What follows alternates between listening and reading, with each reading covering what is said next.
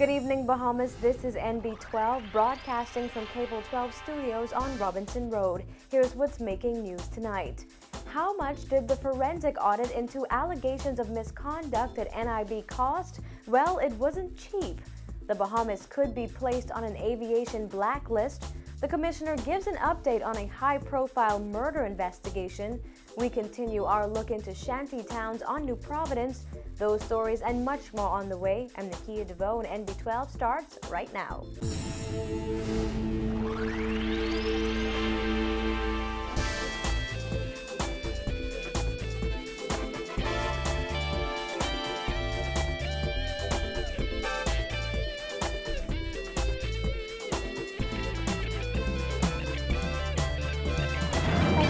Joining us here at NB12.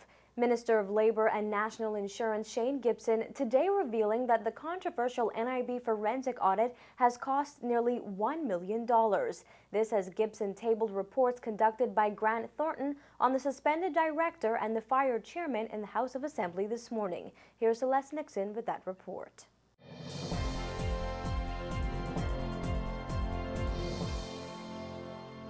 Weeks after the forensic review into allegations made against suspended NIB director Algernon Cargill were leaked to the public, Gibson tabled the full two reports in the House of Assembly today. Speaking to reporters outside of Parliament, Gibson said the forensic reports totaled some $861,000.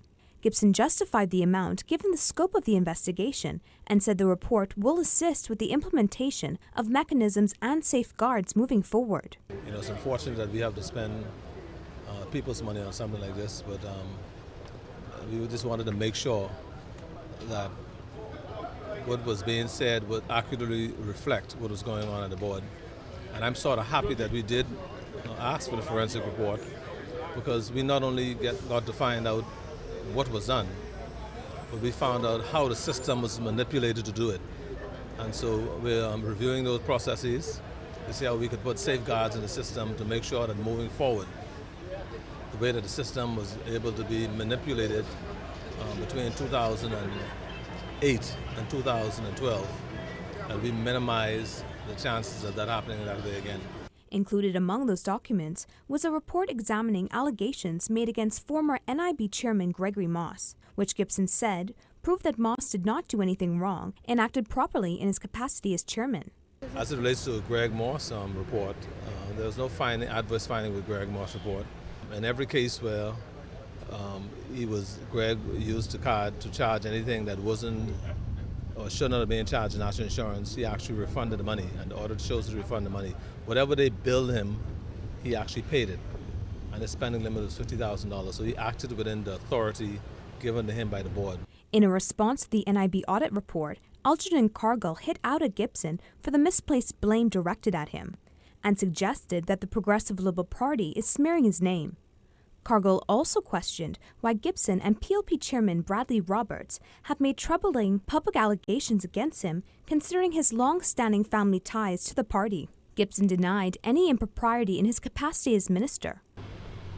Me and Moss, we are not on the investigation. Mr. Cargill was the one on the investigation, and like I said, he has a way of trying to deflect from what is going on. It's unfortunate that him and his sister chose to attack me. If you are exposing information that is truth, right, regardless of party affiliation, then I think that you should be applauded for that.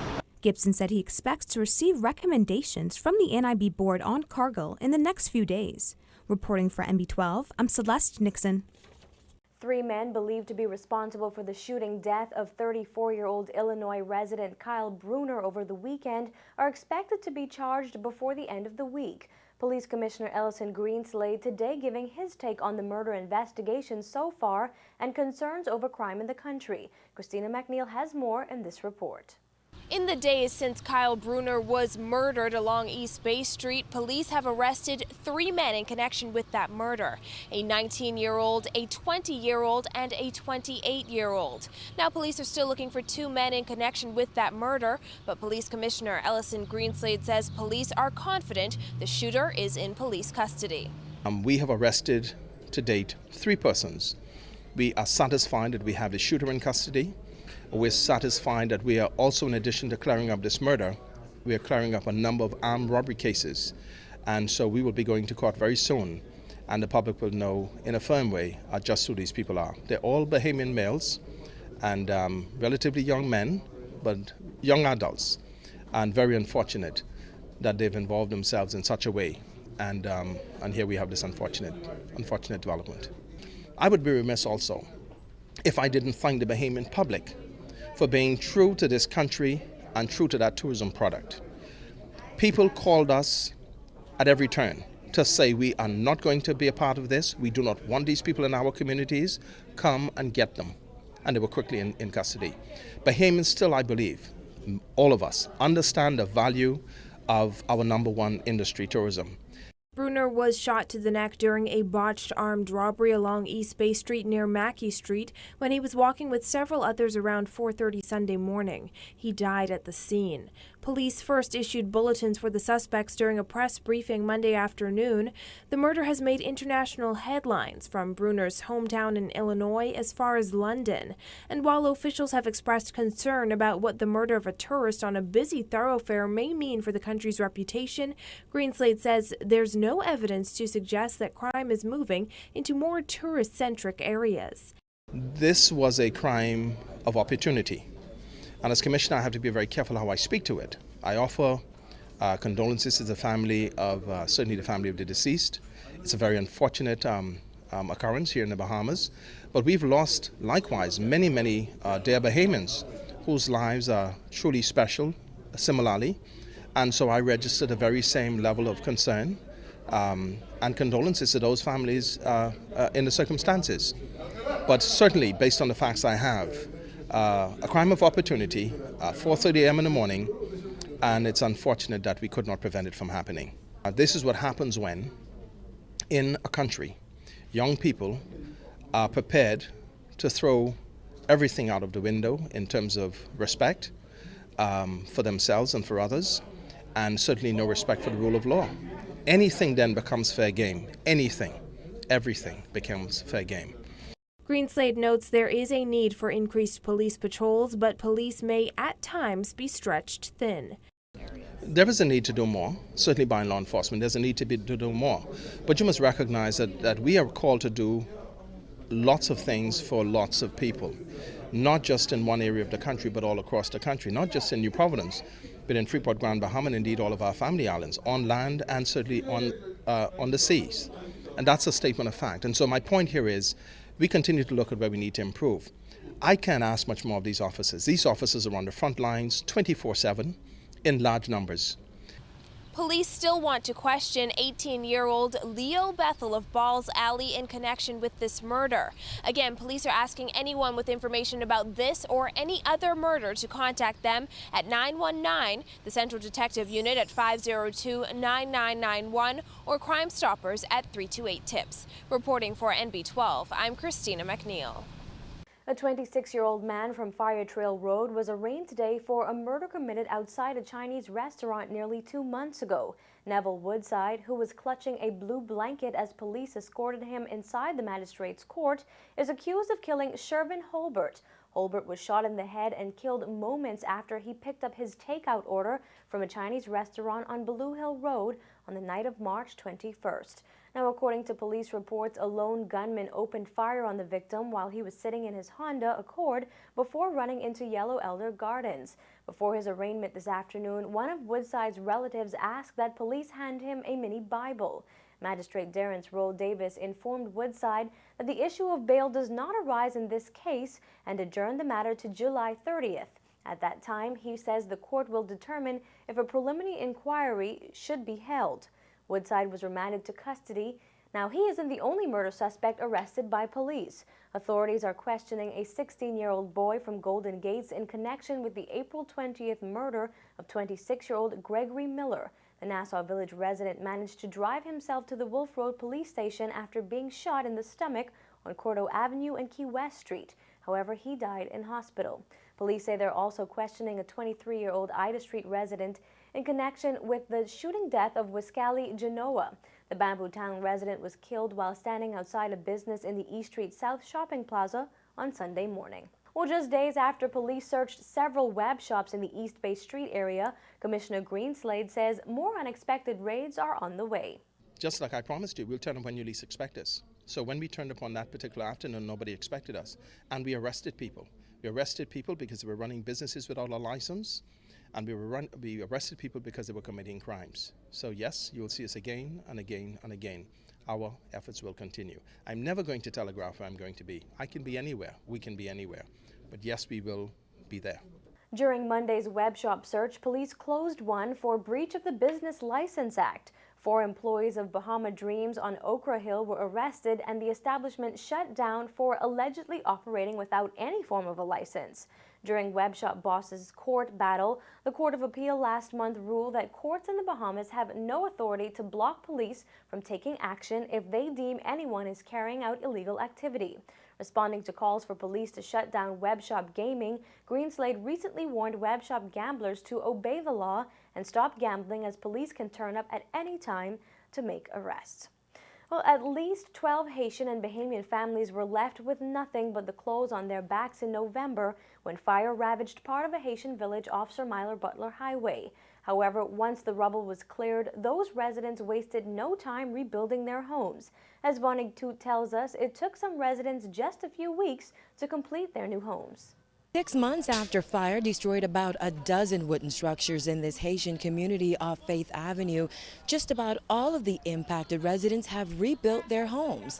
They say their new homes are bigger, better, and in some cases, brighter. Sarah Phyllis is one of several residents left homeless after fire swallowed their wooden structures back in November 2012. Fire put on my house and my head. On that night, she told MB12 that by the time she realized her home was on fire, it was too late to save any of her belongings. Today, Phyllis lives in a new 3-room wooden structure built by members of that shanty town. 2 houses down, Gino Argino and his wife Twy Griffin are still getting settled into their new home. Griffin, who has 7 children, was forced to live in her brother's 1-bedroom apartment after their home was destroyed. Her husband says he was determined to bring his family back under one roof. I just want to live in close to all in my family. You know, I want to close to all in my family. I don't want to let my family live in one place, we live in different place. I say, okay, my wife, come with my children, no problem. Argino says he was able to build the 3-bedroom house in a matter of weeks, and he says he did it by himself. Whatever I made couple this week, I go buy number from buy some plywood, buy some wood, because I could do everything myself. The family's new home has electricity, running water, and a bathroom. Their next-door neighbor, Frederick Bienami, says he's also happy to be in his new home. So you had to buy plywood and all of that stuff, and then people helped you to rebuild it? Yeah, I could do it myself. That's pretty cool. So what else has to be done? You said it's not quite finished yet. But the 3 days I finished that. You finished? Yeah. So you live here now? Yeah. Do you live by yourself? Yeah, myself. Me and God. Most of the homes we visited today seem to have 3 rooms, 1 bedroom, 1 kitchen, and another room to store all of their valuables. Griffin says people often look down on the way they live, but to the residents of this community, it's home. Everybody got to live, you know? Ain't everybody got money to go rent a house or apartment. For me, I've been here almost 2 years. And it ain't no difference to living next door to a Bahamian citizen, Haitian, Cuban, whatever it is. It ain't no difference because everybody, it's just like a little community, just close, a different language for me because I don't speak their language. I don't understand it. So. After the fire, she says she sought assistance from the Department of Social Services, but left feeling rejected. That went well. Like I said, the first time I went, I showed her the fire report. Oh, we only could give you a $100 food coupon. Fine. You know, a couple of weeks, my kids been to school for almost 2 to 3 weeks. I was like, man, they missing, too much school. So I was like, let me go back and see what they could do. The lady social services, oh, you You look at you having kids for government to take care. Excuse me? I don't have no, this what y'all is here for, to help? Griffin says she hasn't worked in about 2 years. She says she's filled out countless job applications, but is still waiting for the phone to ring. Her husband says he pounds the pavement every day in search of work. He's hoping to one day move his big family out of this shanty town. I don't feel to live in there for life. You know, I keep looking for a job. I don't find job yet. My wife put application somewhere for a job. We cannot find job yet. They say, anyhow, I could take a couple more months, could see what's going on. But see, God bless me, couple job from after a couple more months. I think I could be move my family. Reporting for NB12, I'm Vonique Toot. A young woman killed in a traffic accident and details on that possible aviation blacklist. Stay tuned for all those stories.